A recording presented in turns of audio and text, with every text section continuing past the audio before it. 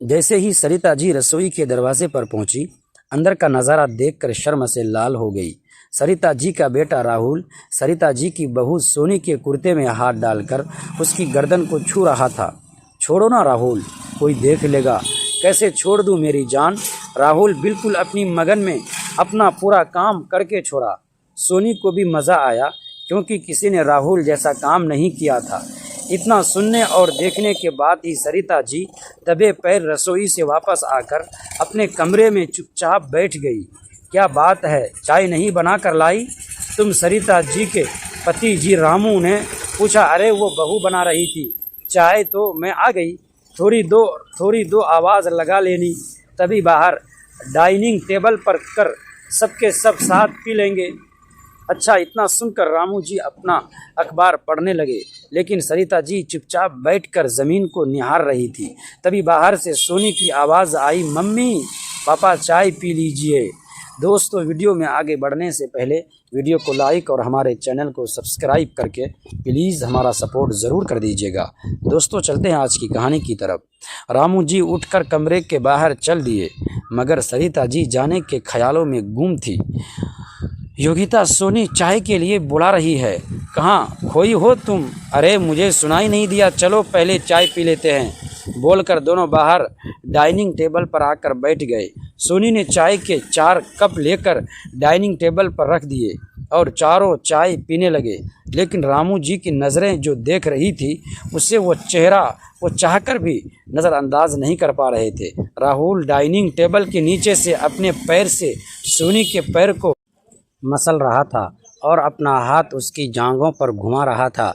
रामू जी अपना चाय का कप उठा लिया। रामू जी ने अपना चाय का कप धीरे से उठा लिया, लेकिन उनकी आंखें बार बार डाइनिंग टेबल की तरफ चली जा रही थी। राहुल ऊपर से बिल्कुल सामान्य बैठा था, जैसे आराम से चाय पी रहा हो, मगर टेबल के नीचे उसकी हरकतें कुछ और ही कहानी बता रही थी। सोनी बार बार नज़रें झुका रही थी, उसके चेहरे पर हल्की शर्म और मुस्कान दोनों थी।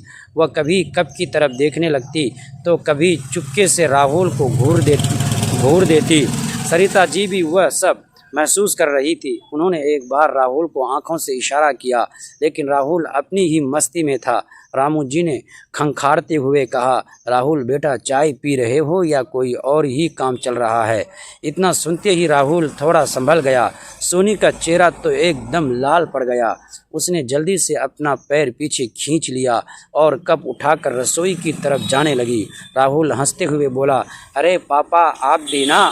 रामू जी मुस्कुरा दिए, लेकिन सरिता जी ने हल्की सख्ती से कहा, थोड़ा तो लिहाज करो, घर में बड़े भी बैठे हैं। कुछ देर के लिए माहौल शांत हो गया। नाश्ता खत्म होने के बाद राहुल दुकान के लिए निकल गया। सोनी रसोई में बर्तन समेटने लगी, तभी सरिता जी भी वहां पहुंच गई। सोनी थोड़ा घबरा गई। माँ जी, मैं सब कर लूँगी। सरिता जी ने धीमी आवाज़ में कहा, देख बहू, मुझे पता है तुम दोनों एक दूसरे से बहुत प्यार करते हो, इसमें कोई गलत बात नहीं है, लेकिन हर चीज़ की एक मर्यादा होती है। सोनी की आंखें झुक गई। जी हाँ जी माँ जी, आगे से ध्यान रखूँगी। उधर बाहर बरामदे में बैठे रामू जी हल्की मुस्कान के साथ अखबार पढ़ रहे थे। उन्हें अपने बेटे की हरकतों पर थोड़ा हंसी भी आ रही थी, क्योंकि कहीं ना कहीं उन्हें अपने पुराने दिन याद आ गए थे।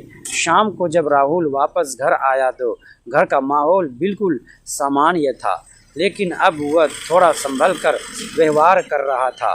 खाने की टेबल पर वह चुपचाप बैठा रहा और सोनी भी दूरी बनाए हुई थी। खाना खत्म होने के बाद रामू जी ने हंसते हुए कहा, लगता है आज हमारा बेटा बहुत शरीफ बन गया है। पूरा परिवार हंस पड़ा। राहुल ने मुस्कुरा कर कहा, अब माँ की डांट के बाद सुधरना तो पड़ना पड़ेगा ना। उस रात घर में हंसी मजाक का माहौल था।